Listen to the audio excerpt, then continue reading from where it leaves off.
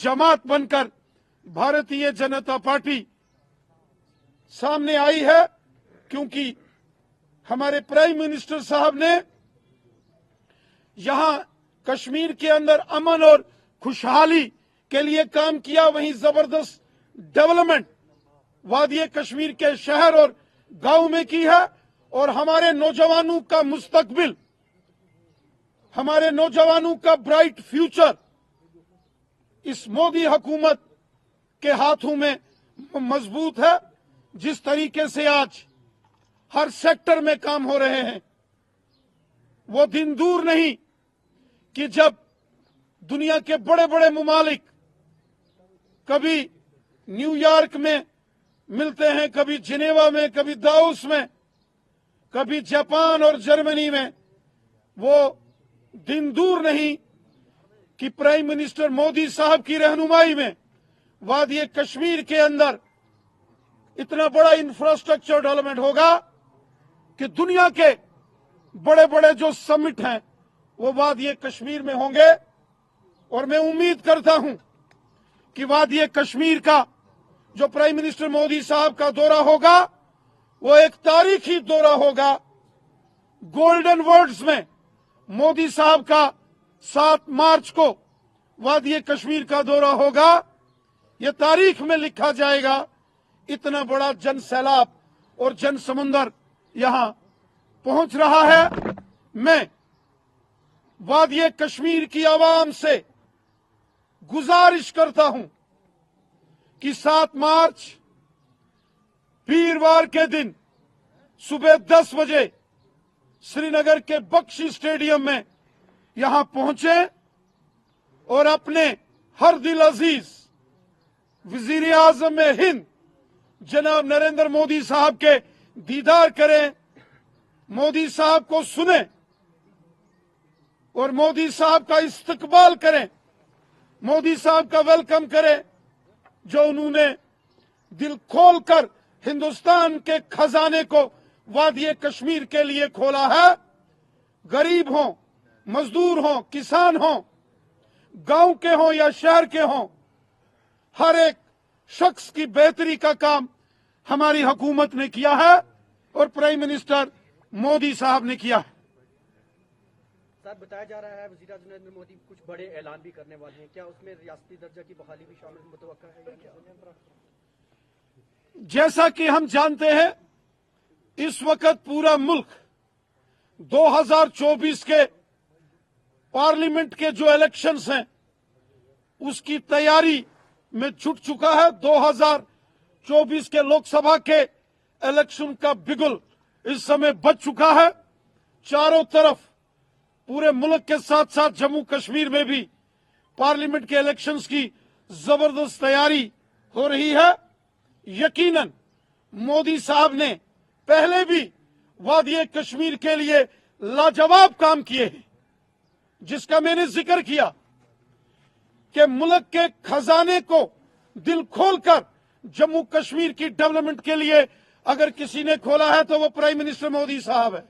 और मैं उम्मीद करता हूं और मुझे यकीन है कि आगे भी प्राइम मिनिस्टर मोदी साहब वादिये कश्मीर की डेवलपमेंट के लिए, वादिये कश्मीर के नौजवानों के अच्छे मुस्तकबिल के लिए, यहां में अमन और खुशहाली के लिए इसी तरह आगे भी वो काम करेंगे, यकीनन जैसे उन्होंने पहले काम किया है। जम्मू के अंदर आपने 2 पार्लियामेंट सीट्स को लेकर 2 कैंडिडेट्स को अनाउंस किया। कश्मीर में अभी तक ऐसा क्या हो रहा है जिसकी वजह से बीजेपी जो है अपने कैंडिडेट्स को अनाउंस नहीं कर पा रहे? क्या ऐसा मान के चले कि जितने भी फेसेस है अभी डिसाइड नहीं हो पा रहा है कि किसके ऊपर भरोसा किया जाए? भारतीय जनता पार्टी जम्मू कश्मीर की 5 की 5 पार्लियामेंट की सीटों पर चुनाव लड़ने के लिए तैयार है।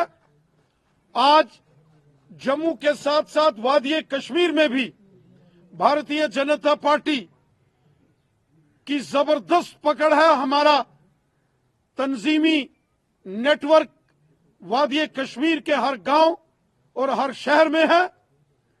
वादिये कश्मीर की अनंतनाग राजौरी सीट हो, श्रीनगर पार्लियामेंट सीट हो या बारामूला की पार्लियामेंट सीट हो, बीजेपी पूरे तरीके से तैयार है।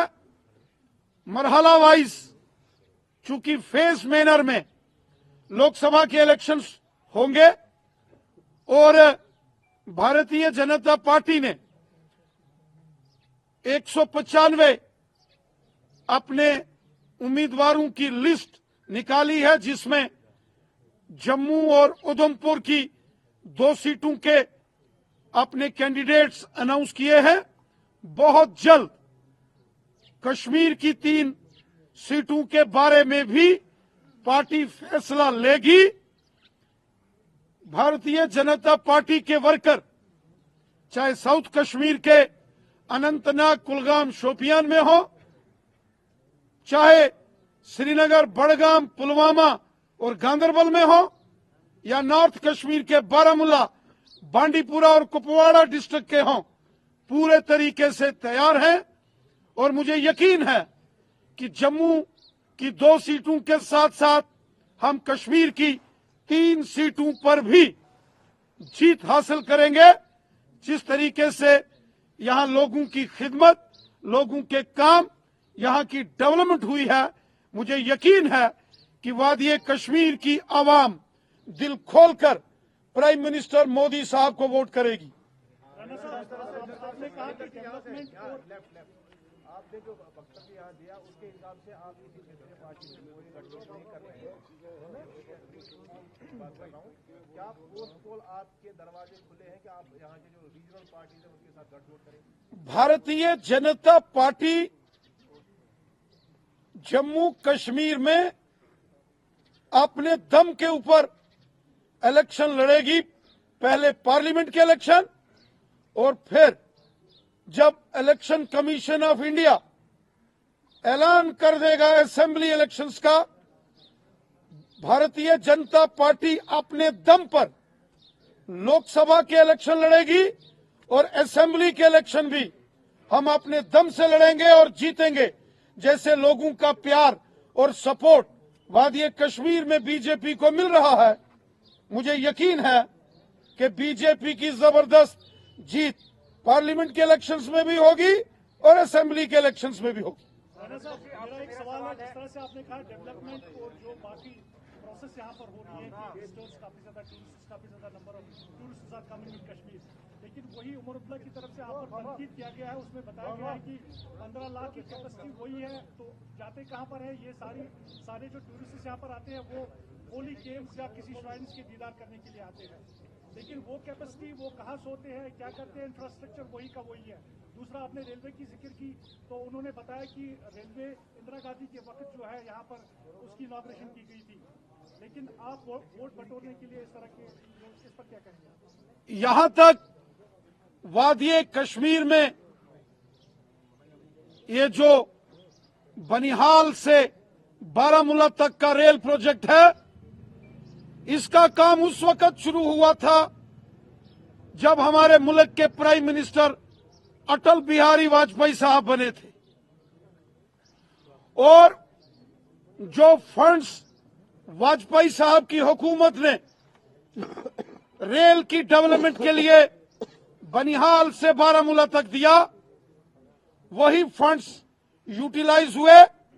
और जब 2004 के बाद 14 तक कांग्रेस की हुकूमत रही तो रेल का प्रोजेक्ट यहां था वहीं रहा, और 2014 के बाद जब मोदी साहब की हुकूमत आई तो इसी रेल को बारामूला से कुपवाड़ा पहुंचाने का ऐलान किया गया, और फिर कुपवाड़ा से कन्याकुमारी तक, कश्मीर से कन्याकुमारी तक रेल से इस कनेक्टिविटी को बनाने का काम मोदी साहब ने किया है।